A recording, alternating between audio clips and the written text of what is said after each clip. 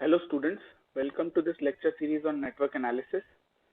आज के वीडियो में हम कुछ और प्रॉब्लम्स देखेंगे based on star delta delta star connection. अभी तक हमने केवल इक्विवेलेंट रेजिस्टेंस कैसे फाइंड आउट करते हैं using star delta delta star connection ये देखा था। आज के वीडियो में हम इंडक्टेंस, इक्विवेलेंट इंडक्टेंस और इक्विवेलेंट कैपेसिटेंस कैसे फाइंड आउट करते हैं using star delta delta star connection ये भी देखेंगे। इसके बाद एक शॉर्टकट भी हम देखेंगे using Wheatstone bridge, balance Wheatstone bridge phenomenon. हम किस तरीके से अपना पूरा प्रोसेस जो है solving process, equivalent inductance find out करना हो, इक्विवेलेंट रेजिस्टेंस या इक्विवेलेंट कैपेसिटेंस, उसको कैसे शॉर्ट फॉर्म में हम निकाल सकते हैं। ठीक है, तो सबसे पहले ये प्रॉब्लम देखते हैं हम। इसमें इक्विवेलेंट इंडक्टेंस निकालना है across the nodes X and Y. तो सबसे पहले तो हम चेक करेंगे हमारा जो नॉर्मल प्रोसीजर है, मतलब सीरीज पैरेलल अगर हमारे इंडक्टर लगे हों तो कैसे हम इक्विवेलेंट इंडक्टेंस फाइंड आउट करते हैं, वो हम सबसे पहले वही चीज देखेंगे। तो सीरीज पैरेलल अगर कोई इंडक्टर आपको दिख रहा है तो सबसे पहले हम वही प्रोसेस फॉलो करेंगे। ठीक है, लेकिन यहाँ पर आप चेक करो, कोई भी इंडक्टर आपको, कोई भी दो इंडक्टर्स ना ही सीरीज में ना ही पैरेलल में आपको दिखाई देंगे। तो क्योंकि कोई भी दो इंडक्टर सीरीज या पैरेलल में कनेक्टेड नहीं दिखाई दे रहे हैं, दैट मीन्स हमको अगेन स्टार टू डेल्टा या डेल्टा टू स्टार कनेक्शन का यूज करना पड़ेगा for finding out equivalent inductance. तो हम देखते हैं ये जो तीन इंडक्टर आपको दिखाई दे रहे हैं, 1 हेनरी, ये 1 हेनरी और ये 1 हेनरी, ये तीनों इंडक्टर आपस में स्टार फॉर्म में कनेक्टेड हैं। ठीक है, तो ये मैंने यहाँ पर बना दिया है स्टार फॉर्म में, ये बने हुए हैं तीनों इंडक्टर। अब हमको फाइंड आउट करने हैं ये तीन डेल्टा फॉर्म के इंडक्टर की वैल्यू, इंडक्टेंस वैल्यू क्या होगी। सबसे पहले हम नेमिंग करते हैं यहाँ पर, सो दैट हमको आसानी जाए आगे फाइंड आउट करने में कि किन दो नोड्स के बीच में कौन सा इंडक्टर कनेक्टेड है। ठीक है, तो ये वाले नोड की जो नेमिंग होगी that will B x only. ठीक है, यहाँ पे वाई होगा, ये भी वाई होगा, ये वाला भी वाई होगा। ठीक है, इसके बाद ये जो एक नोड है इसको कुछ नाम दे देते हैं हम, समथिंग ए, और ये जो सेंटर में नोड है इसको एक नाम दे देते हैं बी। अब हम देखते हैं यहाँ पर ये वाला जो नोड है this is capital X, this node is capital B, this node is capital A, और ये जो नीचे वाला नोड है दिस इज कैपिटल वाई। के बाद हम इंडक्टर के लिए जो स्टार टू डेल्टा कनेक्शन का फॉर्मूला है वो यूज करेंगे, बट अभी तक हमने इंडक्टर के केस में और कैपेसिटर के केस में स्टार टू डेल्टा कनेक्शन या डेल्टा टू स्टार कनेक्शन के लिए फॉर्मूले नहीं पढ़े हैं। तो होता क्या है कि जो रजिस्टर के केस में स्टार टू डेल्टा और डेल्टा टू स्टार के फॉर्मूले रहते हैं, इंडक्टर के केस में सेम फॉर्मूले हम अप्लाई कर सकते हैं। बट कैपेसिटर के केस में क्या होता है, जो फॉर्मूले हम रजिस्टर के डेल्टा टू स्टार कनेक्शन के लिए यूज करते हैं वो कैपेसिटर के स्टार टू डेल्टा कनेक्शन के लिए यूज करेंगे फॉर्मूले। ठीक है, और सिमिलरली जो फॉर्मूले हम रजिस्टर के स्टार टू डेल्टा के लिए यूज करेंगे वो कैपेसिटर के डेल्टा टू स्टार कनेक्शन के लिए यूज करेंगे। जस्ट उल्टा, इंडक्टर के केस में सेम फॉर्मूले और कैपेसिटर के केस में जस्ट ऑपोजिट हो जाएगा। ठीक है, जैसा कि हम उसमें भी करते हैं सीरीज पैरेलल के केस में, रजिस्टर के और इंडक्टर के लिए सेम फॉर्मूले यूज करते हैं और कैपेसिटर के लिए जस्ट ऑपोजिट, सेम यहाँ पर भी होगा। ठीक है, तो अब हम फाइंड आउट करते हैं पहले L X A, inductance between nodes X and A. ठीक है, ये वाला जो हमारा इंडक्टेंस है ये हमको फाइंड आउट करना है एल एक्स ए। तो ये कैसे फाइंड आउट करते हैं, ये हम ऑलरेडी फॉर्मूले देख चुके हैं। स्टार टू डेल्टा कर रहे हैं तो इंडक्टेंस की वैल्यू ज्यादा ही आएगी as compare to star connection. ठीक है, तो यहाँ पर जो फॉर्मूला यूज होगा that will be L X B plus L B A plus L X B into L B A divided by जो बचा हुआ एक इंडक्टेंस है एल बी वाई। तो इसमें जब आप वैल्यू सब्स्टिट्यूट करोगे तो आपको मिलेगा 1 प्लस 1 प्लस 1 डिवाइडेड बाय 1, जो कि फाइनली आएगा 3 हेनरी। ठीक है, इसी तरीके से आप L X Y find out कर सकते हो और L A Y find out कर सकते हो यूजिंग द सेम फॉर्मूला जो हम देख चुके हैं। तीनों की वैल्यूज जो एल एक्स ए है, यहाँ पर एक आएगा एल एक्स वाई और यहाँ पर एक आएगा एल ए वाई। ये तीनों इंडक्टेंस की वैल्यूज 3 हेनरी आएंगी। ठीक है, तो यहाँ पर अब मैंने ये वाला नेक्स्ट वाला जो नेटवर्क है, इसमें देखिए आप, ये नोड एक्स है आपकी, ये नोड ए है, ये वाली नोड जो है आपकी y है। ठीक है, ये तीन नोड्स के बीच में मैंने तीनों इंडक्टेंस कनेक्ट कर दी है। देखिए एल एक्स ए 3 हेनरी, ये वाला हो गया। Similarly L X Y 3 henry, ये वाला इंडक्टेंस हो गया। और एल ए वाई जो है 3 हेनरी है, वो ये वाला इंडक्टेंस हो गया। ये तीनों इंडक्टेंस मैंने यहाँ कनेक्ट कर दिए। अब देखिए आप, ये वाले दो देखिए, एक ये 3 हेनरी का और एक ये उसके ऊपर 3 हेनरी का, एक्स और ए नोड्स दोनों के लिए कॉमन है। तो दोनों के लिए कॉमन है एक्स और ए नोड्स, तो ये दोनों आपस में पैरेलल में हैं। सिमिलरली एक्स और वाई के बीच में भी दो इंडक्टेंस कनेक्टेड हैं जो पैरेलल में हैं, और ए और वाई के बीच में भी दो इंडक्टेंस हैं जो कि पैरेलली कनेक्टेड हैं। तो उनके लिए हम पैरेलल कॉम्बिनेशन का फॉर्मूला लगाएंगे और फिर फाइंड आउट करेंगे कि इंडक्टेंस क्या आ रहा है इस केस में। तो यहाँ 3 और 3 का जब पैरेलल कॉम्बिनेशन आप करोगे तो आपका L इक्विवेलेंट 1 मैं उसको मान लेता हूँ, that will come out to be 3 into 3 divided by 3 plus 3, मतलब 9/6, which will be 1.5 हेनरी। ठीक है, तो ये लिखा है मैंने 1.5 हेनरी, यहाँ पर भी लिखा हुआ है और यहाँ पर भी लिखा है।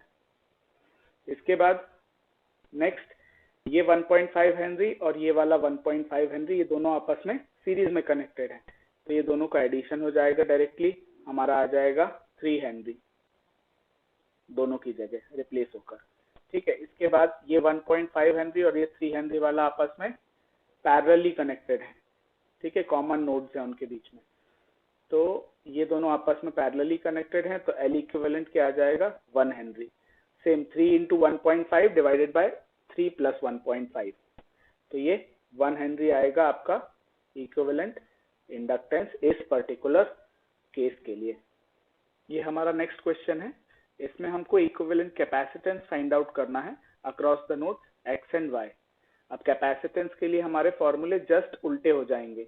जो डेल्टा टू स्टार के लिए हम रजिस्टर में यूज करते हैं फॉर्मूले, वो यहाँ पर स्टार टू डेल्टा के लिए यूज होंगे, और जो हम रजिस्टर के लिए स्टार टू डेल्टा वाले फॉर्मूले यूज करते हैं वो कैपेसिटर के लिए डेल्टा टू स्टार में यूज होंगे। ठीक है, ये चीज का ध्यान रखना पड़ेगा हमको थोड़ा सा, और उसी का यूज करके हम star to delta, delta to star लगाकर और इक्विवेलेंट कैपेसिटेंस भी फाइंड आउट कर सकते हैं। तो हम देखते हैं कैसे करेंगे। इसमें देखिए आप, ये यहाँ कहीं भी आपको सीरीज या पैरेलल में दो कैपेसिटर कनेक्टेड नहीं दिखाई देंगे, तो अगेन हमको स्टार टू डेल्टा और डेल्टा टू स्टार का यूज करना पड़ेगा। ये जो तीन कैपेसिटर हैं, मैं पहले नोड्स की नेमिंग कर देता हूँ। एक ये नोड हो गया से कैपिटल ए, ये वाला नोड हो गया से कैपिटल बी, और ये दोनों नोड्स के नाम तो हमको पता ही है, this is capital X and this is capital Y. ठीक है, तो ये स्टार फॉर्म में कनेक्टेड है तीन कैपेसिटर्स हमारे इन चार नोड्स के बीच में।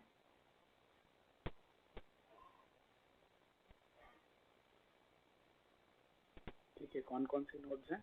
ये एक नोड है capital A, this node is capital B, ये 20 फैराड का कैपेसिटर कनेक्टेड है, यहाँ 10 फैराड का कैपेसिटर कनेक्टेड है बिटवीन बी एंड वाई, और यहाँ पर एक जो नोड है ये है आपकी एक्स, और यहाँ पर भी 10 फैराड का कैपेसिटर कनेक्टेड है।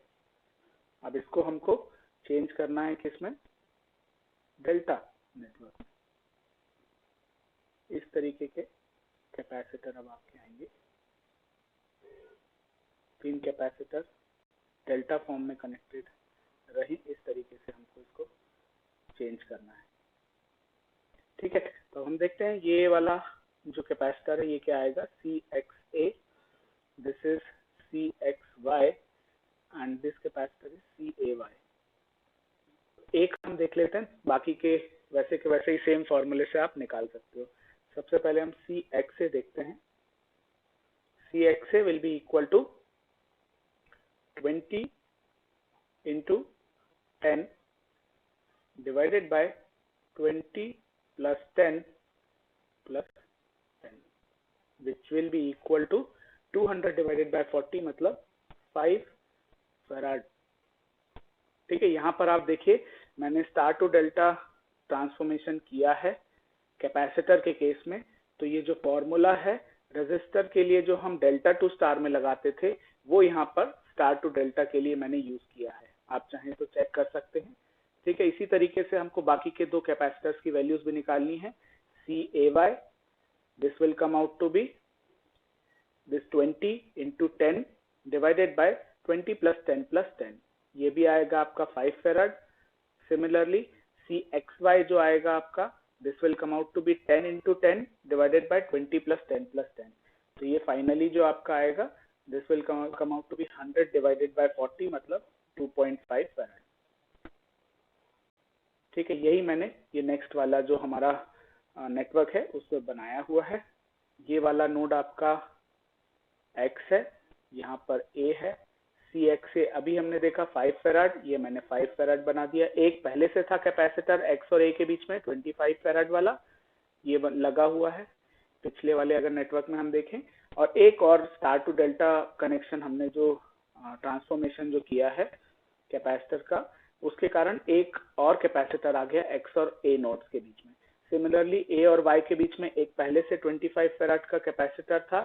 अब जैसे ही हमने ट्रांसफॉर्मेशन किया स्टार टू डेल्टा कैपेसिटर के लिए, तो A और Y के बीच में एक और 5 फैराड का कैपेसिटर आ गया। और सिमिलरली X और Y के बीच में कोई भी कैपेसिटर नहीं था, तो उसके लिए एक कैपेसिटर उन दो नोड्स के बीच में आ गया 2.5 फैराड का।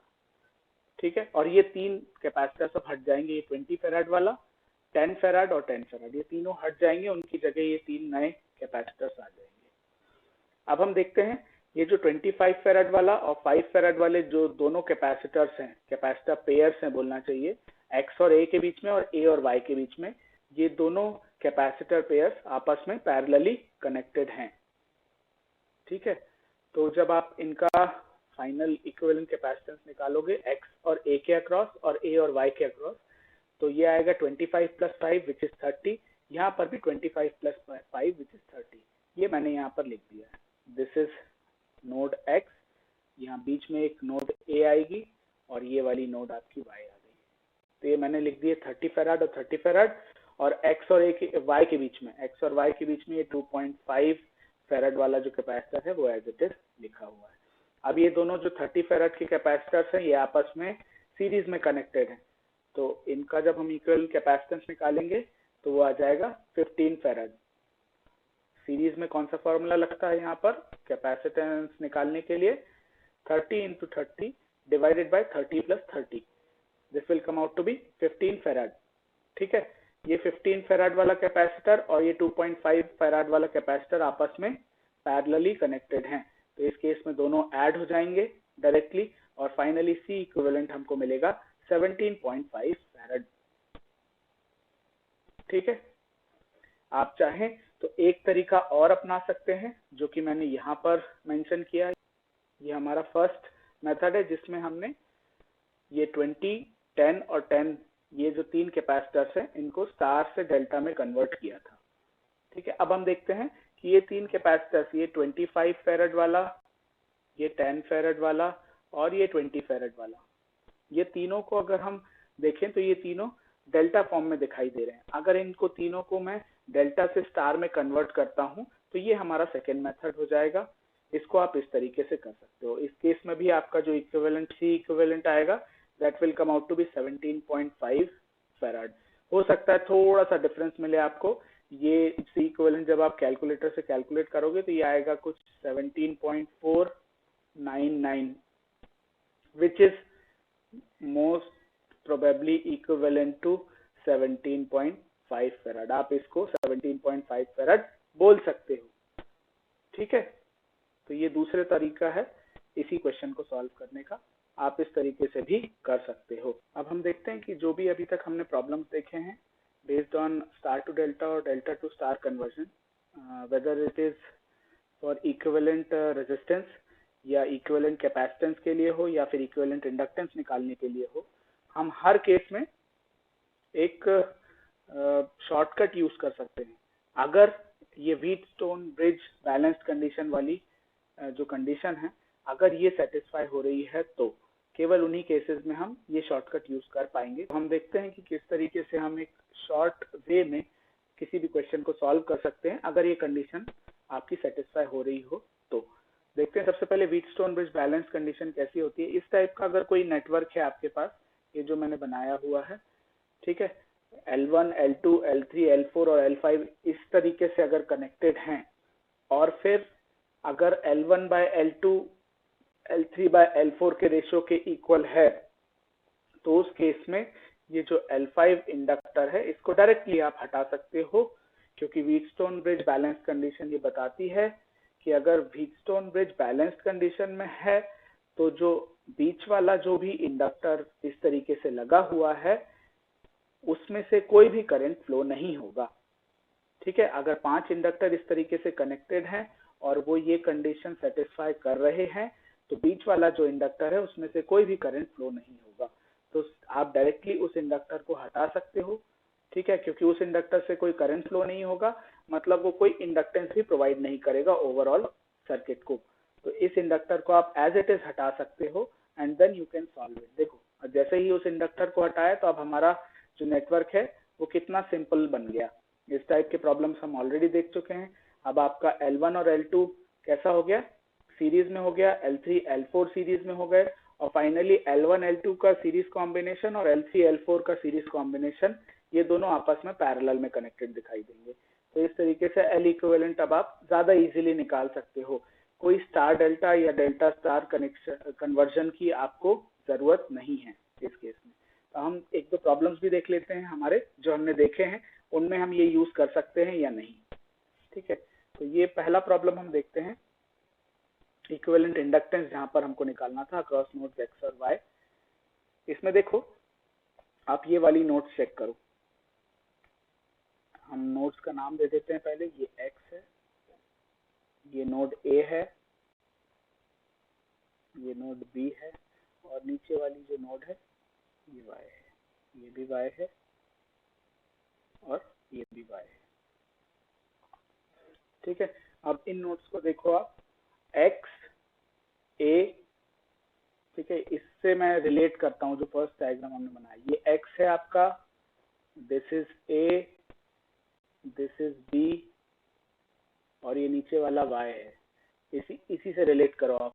देखो X और A के बीच में एक 3 हेनरी का इंडक्टर प्रेजेंट है, A और Y के बीच में एक 3 हेनरी का इंडक्टर प्रेजेंट है, फिर B और Y के बीच में एक L4 यहाँ पर है, ठीक है, तो B और Y के बीच में 1 हेनरी का यहाँ इंडक्टर प्रेजेंट है। सिमिलरली X और B के बीच में एक 1 हेनरी का इंडक्टर यहाँ पर प्रेजेंट है। अब आप चेक करो, L1 जो है दैट इज 3 हेनरी, L2 भी 3 हेनरी है ये वाला, ठीक है, L3 और L4 भी 1 हेनरी हैं। तो अब आप जब इसमें सब्स्टिट्यूट करोगे L1, L2, L3, L4 की वैल्यूज, तो आपको मिलेगा 3 डिवाइडेड बाय 3 और L3, L4 क्या मिलेगा, 1 डिवाइडेड बाय 1। दोनों की वैल्यूज 1 आ रही है, मतलब दोनों रेशियो सेम है, मतलब बैलेंस्ड कंडीशन वाली जो हमारी कंडीशन है वो सेटिस्फाई हो रही है। इस केस में हमारा व्हीटस्टोन ब्रिज जो इस तरीके से यहाँ पर दिखाई दे रहा है, this is in balanced condition. तो हम क्या कर सकते हैं, ये वाला इंडक्टर डायरेक्टली रिमूव कर सकते हैं, क्योंकि this will not contribute to any equivalent inductance in the network. तो ये वाला इंडक्टेंस आप रिमूव कर दो, हटा दो और उसके बाद आप सॉल्व करो। आपका इक्विवेलेंट इंडक्टेंस वैल्यू बिल्कुल सेम आएगी जो हमारी स्टार टू डेल्टा या डेल्टा टू स्टार कन्वर्जन करने पर आई थी। हम चेक करते हैं कैसे। ये 1 हेनरी का मैंने इंडक्टेंस हटा दिया यहाँ से, तो अब हमारा नेटवर्क कुछ इस तरीके का दिखाई देगा। ठीक है, यहाँ से मैंने यहाँ पर जो एक लगा हुआ था हमारा इंडक्टर, ये मैंने हटा दिया है। ठीक है, बिकॉज द ब्रिज जो हमने देखा वो हमारा बैलेंस्ड कंडीशन में था, तो वो मैंने हटा दिया। अब हम देखते हैं कि कैसे इजीली सॉल्व कर सकते हो आप इस नेटवर्क को without any star to delta और डेल्टा टू स्टार कन्वर्जन। ये जो 3 हेनरी का इंडक्टर है और ये जो 3 हेनरी का इंडक्टर, ये दोनों आपस में सीरीज में कनेक्टेड हैं, तो ये इनका टोटल हो जाएगा 6 हेनरी। सिमिलरली ये 1 हेनरी का इंडक्टर और ये 1 हेनरी का इंडक्टर, ये आपस में सीरीज में कनेक्टेड हैं, इनका टोटल हो जाएगा 2 हेनरी। और फिर ये 3 हेनरी का इंडक्टर, ये 2 हेनरी और ये 6 हेनरी, ये तीनों आपस में पैरेलल फॉर्म में कनेक्टेड हैं। तो इनका इक्विवेलेंट इंडक्टेंस कैसे निकालते हैं? 1/L equivalent is equal to 1/3 plus 1/6 plus 1/2। इसको जब आप फाइनली सॉल्व करोगे तो L इक्विवेलेंट आ जाएगा 1 हेनरी, जो कि हमारा आ रहा था जब हम स्टार टू डेल्टा कन्वर्जन का यूज करके इसको सॉल्व कर रहे थे इस पर्टिकुलर नेटवर्क को। ठीक है, ये बीच वाले जो 3 इंडक्टर है 1 हेनरी 1 हेनरी 1 हेनरी, इनको हमने स्टार से डेल्टा फॉर्म में कन्वर्ट किया था और सॉल्व किया था इस पर्टिकुलर नेटवर्क को, और इक्विवेलेंट इंडक्टेंस निकाला था तो 1 हेनरी ही आ रहा था। इस केस में भी 1 हेनरी आ रहा है। बट यहाँ पर आप देखो, यहाँ पर आपका जो सॉल्यूशन है ये काफी छोटा हो गया और सिंपल भी हो गया। तो इस टाइप का सॉल्यूशन आप यूज कर सकते हो कॉम्पिटिटिव एग्जाम्स में, जहां पर आपके पास टाइम कम होता है। स्टार टू डेल्टा कन्वर्जन में या डेल्टा टू स्टार कन्वर्जन में टाइम थोड़ा ज्यादा लगता है। तो अगर आप ये देख पा रहे हो कि व्हीटस्टोन ब्रिज इस पर्टिकुलर नेटवर्क में है और वो बैलेंस्ड कंडीशन में भी है, तो आप इस तरीके से शॉर्टकट में अपना प्रॉब्लम सॉल्व कर सकते हो। ये हमारा नेक्स्ट प्रॉब्लम है, जहां पर हमको इक्विवेलेंट कैपेसिटेंस निकालना था across the nodes X and Y. यहाँ पर भी हमने 2 तरीके देखे थे, स्टार टू डेल्टा और डेल्टा टू स्टार कन्वर्जन का यूज करके हम कैसे सॉल्व करते हैं। अब हम देखेंगे कि अगर Wheatstone bridge, balanced Wheatstone bridge condition का यूज करके और अब हम इसको सॉल्व करना चाहें तो कैसे कर सकते हैं। देखो, ये सीधा सीधा आपको व्हीटस्टोन ब्रिज दिखाई दे रहा है। This is X, this is node A, this is B और दिस नोड इज वाई। अब इसमें आप देखो तो आप ये 25 divided by 25, this will be equal to 10 divided by 10। ठीक है, यहाँ पर 25/25 भी 1 आएगा, 10/10 भी 1 आएगा, मतलब ये व्हीटस्टोन ब्रिज जो है बैलेंस कंडीशन में है। तो इस केस में ये वाला जो कैपेसिटर है इसको आप डायरेक्टली हटा सकते हो। इसको हटाओगे तो हमारा जो नेटवर्क दिखाई देगा वो कुछ इस तरीके का दिखाई देगा। अब देखो आप, ये 25 फेराड और ये 25 फेराड के कैपेसिटर्स आपस में सीरीज में कनेक्टेड हैं। ये 10 फेराड और 10 फेराड भी आपस में सीरीज में कनेक्टेड है। जब आप सीरीज कैपेसिटेंस का फॉर्मूला यूज करके इनको फाइनली इक्विवेलेंट कैपेसिटेंस इनका फाइंड आउट करोगे तो वो आएगा आपका 12.5 फेराड और 5 फेराड। ठीक है, और फाइनली ये 12.5 फेराड और 5 फेराड वाले कैपेसिटेंस आपस में पैरेलल फॉर्म में कनेक्टेड हैं। तो ये दोनों का एडिशन हो जाएगा डायरेक्टली और हमारा सी इक्विवेलेंट आ जाएगा 17.5 फेराड। अब हम देखते हैं कुछ प्रॉब्लम्स जो हमने लास्ट वीडियो में देखे थे और इनको हमने सॉल्व किया था स्टार टू डेल्टा या डेल्टा टू स्टार कन्वर्जन का यूज़ करके। इनमें क्या हम व्हीटस्टोन ब्रिज वाला कंसेप्ट लगाकर इनको सिंप्लीफाई कर सकते हैं और कम स्टेप्स में इजीली सॉल्व कर सकते हैं, ये हम देखते हैं इस नेक्स्ट प्रॉब्लम में। ये प्रॉब्लम हम पहले भी देख चुके हैं, हमने इसको डेल्टा टू स्टार कन्वर्जन का यूज़ करके सॉल्व किया था। अब हम देखते हैं ये वाला पार्ट, अगर आप चेक करो तो ये आपको व्हीटस्टोन ब्रिज जैसा दिखाई देगा कुछ कुछ, जहाँ पर ये एक नोड है समथिंग ए, ठीक है, ये एक नोड है समथिंग बी, ये नोड है समथिंग सी और ये नोड है समथिंग वाई। ठीक है, अब इसमें अगर आप देखो तो ये 3 डिवाइडेड बाई 3 1 होता है, यहाँ पर भी 3 डिवाइडेड बाई 3 क्या होता है? 1 होता है। तो इससे ये समझ में आता है कि ये व्हीटस्टोन ब्रिज बैलेंस्ड कंडीशन में है। तो ये वाला 3 ओम का रेजिस्टर आप डायरेक्टली रिमूव कर सकते हो, इक्विवेलेंट रेजिस्टेंस पर इसका कोई फर्क नहीं पड़ेगा। ठीक है, तो हम जब इसको हटाकर 3 ओम के रेजिस्टर को हटाकर सिंप्लीफाई करेंगे अपना नेटवर्क या सर्किट तो कुछ इस तरीके का दिखाई देगा। ठीक है, अब यहाँ पर देखो ये 3 ओम और ये 3 ओम के रेजिस्टर्स दोनों सीरीज में हैं, ये दोनों 3 ओम के रेजिस्टर्स भी सीरीज में हैं। दोनों का इक्विवेलेंट क्या आ जाएगा? 3 + 3 6, यहाँ पर भी 3 + 3 6, ये यहाँ लिख दिया मैंने। अब ये दोनों 6 ओम के रेजिस्टर्स आपस में पैरेलल में हैं, तो इन दोनों का इक्विवेलेंट क्या आ जाएगा? 6 × 6 डिवाइडेड बाई 6 + 6, ये आएगा आपका 3 ओम। ठीक है, ये मैंने यहाँ लिख दिया 3 ओम। अब ये 1 ओम और 3 ओम के रेजिस्टर्स आपस में सीरीज में हैं, इनका फाइनल इक्विवेलेंट आ जाएगा 4 ओम।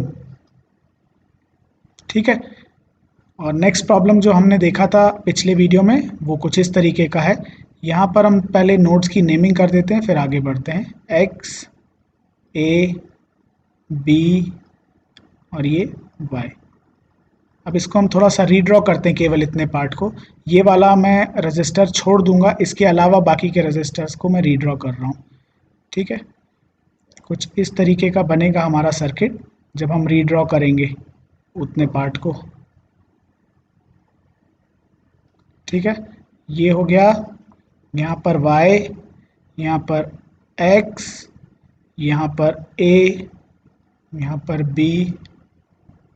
अब x और a के बीच में ये 6 ओम का रजिस्टर लगा हुआ है, तो यहाँ पर आ जाएगा 6 ओम। फिर a और y के बीच में 6 ओम का रजिस्टर लगा है, तो ये आ जाएगा यहाँ 6 ओम। फिर x और b के बीच में 2 ओम का रजिस्टर लगा हुआ है, तो ये आ जाएगा 2 ओम। b और y के बीच में एक 2 ओम का रजिस्टर लगा है, यहाँ 2 ओम आ जाएगा। और a और b के बीच में एक 2 ओम का रजिस्टर लगा हुआ है, तो यहाँ पर भी ये 2 ओम हो जाएगा। अब इसमें अगर आप कंडीशन चेक करो व्हीटस्टोन ब्रिज की बैलेंस्ड कंडीशन, तो 6/6 होता है 1, 2/2 भी होता है 1।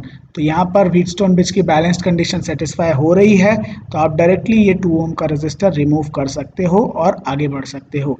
तो नेक्स्ट स्टेप में मैंने यही किया, ये 2 ओम का रजिस्टर मैंने यहाँ से हटा दिया है और फिर मैंने सॉल्व किया है। ठीक है, तो यहाँ पर अब हम देखेंगे अगर, तो ये 6 ओम का और ये 6 ओम का, ये दोनों रेजिस्टर्स आपस में सीरीज में है। सिमिलरली ये 2 ओम और 2 ओम के रेजिस्टर्स आपस में सीरीज में है, तो ये 6 + 6 12 हो जाएगा। यहाँ पर 2 + 2 4 हो जाएगा। फिर 6 ओम का रजिस्टर, 4 ओम का रजिस्टर और 12 ओम का रजिस्टर, ये तीनों के तीनों कॉम्बिनेशंस आपस में पैरेलली कनेक्टेड हैं। तो आर इक्विवेलेंट कैसे निकाल लेंगे? 1/R equivalent equal to 1/6 plus 1/4 plus 1/12। इस तरीके से आप आर इक्विवेलेंट निकालोगे तो आपका आएगा 2 ओम।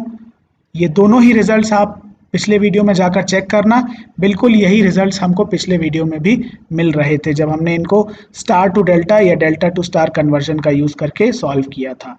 लेकिन यहाँ पर आपके नंबर ऑफ स्टेप्स और जो कैलकुलेशंस हैं वो बहुत ही ज़्यादा सिंप्लीफाई हो गए हैं। तो ये चीज़ आप ध्यान रखना कि अगर आपको व्हीटस्टोन ब्रिज जैसा कहीं पर कुछ दिखाई दे रहा है आपके सर्किट में, तो व्हीटस्टोन ब्रिज का यूज़ ज़रूर करें, ताकि आप इजीली अपने प्रॉब्लम को सॉल्व कर सकें with minimum number of steps और मिनिमम नंबर ऑफ कैलकुलेशंस। ठीक है, ये हमारा लास्ट प्रॉब्लम है इस वीडियो के लिए। इस क्वेश्चन में क्या गिवन है? हमको एक C इक्विवेलेंट ऑलरेडी गिवन है। C equivalent is equal to 5 farad और हमको फाइंड आउट क्या करना है? C। यहाँ पर भी हम देखते हैं कि इसको हम किस तरीके से सॉल्व कर सकते हैं। हम दोनों तरीके देखेंगे, क्या व्हीटस्टोन ब्रिज बैलेंस्ड कंडीशन में दिखाई दे रहा है और इसको सिंप्लीफाई कर सकते हैं। अगर कर सकते हैं तो उस तरीके से देखेंगे, और नहीं तो फिर हमको स्टार टू डेल्टा और डेल्टा टू स्टार कन्वर्जन का यूज करना पड़ेगा। ठीक है, तो यहाँ पर हम देखते हैं, सबसे पहले इसको सिंप्लीफाई करने की कोशिश करते हैं। ये दोनों जो कैपेसिटर्स आपको दिखाई दे रहे हैं 1 फैराड का और 3 फैराड का, ये दोनों कैपेसिटर्स के लिए देखो, ये वाली नोड, ये और ये वाली नोड, ये सेम नोड्स हैं, है ना। ये दोनों नोड्स कॉमन है इन दोनों कैपेसिटर्स के लिए, तो दोनों आपस में पैरेलली कनेक्टेड है। सिमिलरली ये जो 1 फैराड के 2 कैपेसिटर्स हैं, ये दोनों आपस में पैरेलली कनेक्टेड है। इन दोनों को ऐड कर दोगे, फाइनली इक्विवेलेंट कैपेसिटेंस 2 फैराड आ जाएगा आपका। अब हम देखते हैं कहीं हमको व्हीटस्टोन ब्रिज जैसा कुछ दिखाई दे रहा है क्या। ये नोड आपकी X है, ये वाली नोड समथिंग A बोल देते हैं हम इसको, ये वाली भी A हो जाएगी। ये वाली नोड जो है आपकी, दिस विल बी B, ये वाली भी B हो जाएगी। ठीक है, और नीचे आपकी Y तो है ही, नोड Y। ठीक है, अब हम देखते हैं, इसको हम थोड़ा सा रीस्ट्रक्चर करते हैं, तो इस तरीके से आपका जो नेटवर्क है वो दिखाई देगा। दिस इज X से A के बीच में आप देखो 2 फैराड का एक कैपेसिटर कनेक्टेड है, ये है, ये वाला। ठीक है, फिर A से B के बीच में एक 4 फैराड का कैपेसिटर कनेक्टेड है, ये A है हमारा, दिस इज B। इन दोनों के बीच में एक 4 फैराड का कैपेसिटर कनेक्टेड है, ये कनेक्ट हो गया। सिमिलरली A और ये Y, इन दोनों के बीच में 2 फैराड का कैपेसिटर कनेक्टेड है। इन दोनों का जो पैरेलल कॉम्बिनेशन है 2 फैराड आएगा, और ये A और Y के बीच में कनेक्टेड है। आप देख सकते हो यहाँ भी A और Y है और यहाँ पर भी A और Y है।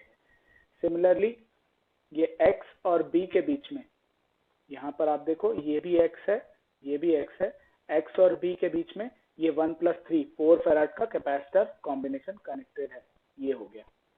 सिमिलरली B और Y के बीच में, ये वाली नोड भी Y है, B और Y के बीच में ये 2 फैराड का कैपेसिटर कनेक्टेड है, तो ये आ गया 2 फैराड का कैपेसिटर। यहाँ पर ये Y है आपकी नोड। तो इस तरीके से आप सिंप्लीफाई कर सकते हो अपने नेटवर्क को। अब देखो ये वाला जो पूरा पार्ट है, ये आपको एक व्हीटस्टोन ब्रिज की तरह कुछ दिखाई देगा, ठीक है। ये आपका व्हीटस्टोन ब्रिज है, जहां पर आप देख सकते हो दिस 2/2 इज 1, ठीक है, इनका रेशो 1 है, जबकि यहाँ 4/2 ये करोगे तो ये आएगा 2, तो ये दोनों का रेशो इक्वल नहीं है। इस केस में आपका व्हीटस्टोन ब्रिज बैलेंस्ड नहीं है, तो आप इस कैपेसिटर को नहीं हटा सकते हो, क्योंकि अब कुछ ना कुछ करंट इसमें फ्लो करेगा। तो क्योंकि इस कैपेसिटर को आप नहीं हटा सकते, तो अब आपको, आप चाहो या ना चाहो, आपको स्टार टू डेल्टा और डेल्टा टू स्टार कन्वर्जन में से किसी एक का यूज 100% करना पड़ेगा, नहीं तो आपका क्वेश्चन सॉल्व नहीं हो पाएगा। तो दोनों चीजें हमारे लिए इंपॉर्टेंट है, star to delta, delta to star conversion भी इंपॉर्टेंट है, और व्हीटस्टोन ब्रिज वाली बैलेंस कंडीशन भी इंपॉर्टेंट है। अगर उससे सॉल्व हो रहा है, व्हीटस्टोन ब्रिज वाली बैलेंस कंडीशन से सॉल्व हो रहा है हमारा क्वेश्चन, तो आप उससे करें, और अगर व्हीटस्टोन ब्रिज बैलेंस कंडीशन में नहीं दिखाई देता है, तो आपको स्टार टू डेल्टा और डेल्टा टू स्टार कन्वर्जन का यूज करना पड़ेगा, जैसा कि इस केस में हम करेंगे। तो अब हम देखते हैं कि इसमें स्टार टू डेल्टा या डेल्टा टू स्टार कन्वर्जन का यूज करके इस पर्टिकुलर पार्ट में जो मैंने सर्कल किया है, इसमें हम स्टार टू डेल्टा और डेल्टा टू स्टार कन्वर्जन का यूज करके इस क्वेश्चन को कैसे सॉल्व कर सकते हैं, ठीक है। तो इसमें हम आते हैं आगे। अब हमने क्या किया है, ये जो 3 कैपेसिटर्स हैं, 2 फैराड, 4 फैराड और ये 4 फैराड, इन तीनों को डेल्टा से स्टार में कन्वर्ट किया है। जब आप इस पार्ट को डेल्टा से स्टार में कन्वर्ट करोगे, 2, 4 और 4 के कॉम्बिनेशन को डेल्टा से स्टार में कन्वर्ट करोगे, तो आपके फॉर्मूले लगेंगे 4 + 2 + 4 × 2 डिवाइडेड बाय 4, तो ये वाला आ जाएगा आपका 8 फैराड। 4 + 4 + 4 × 4 डिवाइडेड बाय 2 करोगे, वो आ जाएगा आपका 16 फैराड। और सिमिलरली ये 8 फैराड भी आप निकाल सकते हो by using these two capacitance values, 4 + 2 + 4 × 2 divided by 4, तो ये 8 फैराड आ जाएगा आपका। इस तरीके से आपने डेल्टा फॉर्म को स्टार फॉर्म में कन्वर्ट कर दिया है। अब हम इसको इजीली सॉल्व कर सकते हैं क्वेश्चन को। अब इसमें केवल क्या बचा है, सीरीज और पैरेलल कॉम्बिनेशन जो आपके कैपेसिटर के दिखाई देंगे, उनको आपको सीरीज और पैरेलल वाले फॉर्मूलों से सॉल्व करना है और फाइनल आंसर निकालना है, ठीक है। तो जब आप इसको फाइनली देखोगे, तो ये 8 फैराड वाला और 2 फैराड वाला सीरीज में कनेक्टेड है, 16 फैराड वाला कैपेसिटर और 2 फैराड वाला कैपेसिटर आपस में सीरीज में कनेक्टेड है। तो जब इनको सॉल्व करोगे तो आपका आएगा 8/5 फैराड और 16/9 फैराड। अब ये दोनों आपस में पैरेलली कनेक्टेड हैं, तो इनको ऐड कर दोगे फाइनली, और उनका जो कॉम्बिनेशन है वो इस 8 फैराड वाले कैपेसिटर के साथ सीरीज में होगा, ठीक है। तो अब ये 8 फैराड वाला कैपेसिटर और ये 152/45 फैराड कैपेसिटर, ये आपस में सीरीज में कनेक्टेड है। इनको सॉल्व करोगे तो ये वाला इनका जो कॉम्बिनेशन आएगा, एक single value, this will come out to be 19/8 farad. फिर ये 3 फैराड वाला और ये जो C जो हमको निकालना है क्वेश्चन में, ये आपस में सीरीज में कनेक्टेड है। इनका एक सिंगल कैपेसिटेंस वैल्यू अगर आप निकालोगे तो ये आएगी 3C डिवाइडेड बाय 3 + C। ये दोनों आपस में पैरेलली कनेक्टेड हैं, और C इक्विवेलेंट हमको क्वेश्चन में क्या गिवन है, 5 फैराड। तो C equivalent is equal to 5 farad and it is also equal to this 19/8 + 3C divided by 3 + C। ये मैंने लिख दिया। इस इक्वेशन को जब आप फाइनली सॉल्व करोगे तो आपको C की वैल्यू मिलेगी 21 फैराड। इस तरीके से आप इस क्वेश्चन को सॉल्व कर सकते हो। अभी जो हमने क्वेश्चन देखा, इसमें एक तरीका और यूज कर सकते हो आप, जिससे हो सकता है क्वेश्चन ज्यादा सिंप्लीफाई हो जाए, ठीक है। हमने अभी ये वाला जो डेल्टा कॉम्बिनेशन है, ये 2 फैराड, 4 फैराड और 4 फैराड का, इसको स्टार में कन्वर्ट किया था। उसकी जगह आप क्या कर सकते हो ये जो तीन कैपेसिटर्स हैं 4 फेरेड, 4 फेरेड एंड 2 फेरेड, ये स्टार फॉर्म में कनेक्टेड है। इनको डेल्टा फॉर्म में कन्वर्ट करोगे अगर आप, तो हमारा क्वेश्चन ज्यादा इजीली सॉल्व हो सकता है। तो ये भी आपको ध्यान रखना है, हर क्वेश्चन में आप डेल्टा टू स्टार और स्टार टू डेल्टा दोनों कन्वर्जन का यूज करके क्वेश्चन को सॉल्व कर सकते हो, लेकिन कौन सा कन्वर्जन करने से हमारा क्वेश्चन जल्दी सिंप्लीफाई हो पा रहा है वो आपको देखना पड़ेगा, और वो प्रैक्टिस से ही आएगा। ठीक है, तो हम करके देखते हैं। ये तीनों कैपेसिटर्स जो आपस में स्टार फॉर्म में कनेक्टेड है, इनको हम कन्वर्ट करते हैं डेल्टा फॉर्म में। ये हमने कन्वर्जन किया, फॉर्मूले आपको पता है, आप कन्वर्जन करके देख लेना। ठीक है, ये हमने कन्वर्जन जब किया तो ये 1.6 फेरेड आ गया, 0.8 फेरेड और 0.8 फेरेड आ गया। ठीक है, अब आप देखो ये 2 फेरेड वाला कैपेसिटर और ये 1.6 फेरेड वाला कैपेसिटर, ये आपस में पैरेलल फॉर्म में कनेक्टेड है। कैसे? ये नोड दोनों के लिए कॉमन और ये एक नोड ये दोनों के लिए कॉमन है, ये पैरेलली कनेक्टेड है। सिमिलरली ये 2 फेरेड वाला और ये 0.8 फेरेड वाला कैपेसिटर आपस में पैरेलली कनेक्टेड है। देखें हम हमारा आंसर क्या आ रहा है यहाँ से, 2 + 1.6 विल गिव यू 3.6 फेरेड और 2 + 0.8 विल गिव यू 2.8 फेरेड। अब ये दोनों जो 3.6 फेरेड वाला कैपेसिटर और 2.8 फेरेड वाला कैपेसिटर, ये दोनों सीरीज में कनेक्टेड हैं। इनको जब आप सॉल्व करोगे तो आपको कुछ वैल्यू मिलेगी 1.575 फेरेड। इसके बाद हमने एक चीज और की है, ये जो 3 फेरेड वाला कैपेसिटर है और ये C जो है, जो हमको फाइंड आउट करना है क्वेश्चन में, ये दोनों का सीरीज कॉम्बिनेशन हमने यहाँ लिख दिया है, 3C / 3 + C। अब ये इस वाले नेटवर्क में देखो आप, ये वाला जो नेटवर्क है, इसमें ये तीनों कैपेसिटर्स 1.575 फेरेड, 0.8 फेरेड और ये 3C / 3 + C, ये तीनों आपस में पैरेलली कनेक्टेड हैं। इनको तीनों को ऐड करोगे तो आपको C इक्विवेलेंट मिलेगा, विच इज ऑलरेडी गिवन 5 फेरेड। जब इसको सॉल्व करोगे आप फाइनली, तो आपको अगेन C इक्विवेलेंट क्या मिलेगा, 21 फेरेड।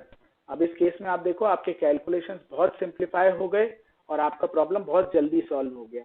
तो आपको ये चीज की प्रैक्टिस करनी है कि आप समझ पाओ क्वेश्चन को देखकर ही कि स्टार टू डेल्टा या डेल्टा टू स्टार कन्वर्जन में से कौन सा कन्वर्जन हमारे लिए ज्यादा बेटर रहेगा किसी भी क्वेश्चन को सॉल्व करने के लिए। तो इस वीडियो के लिए बस इतना ही। Thank you very much.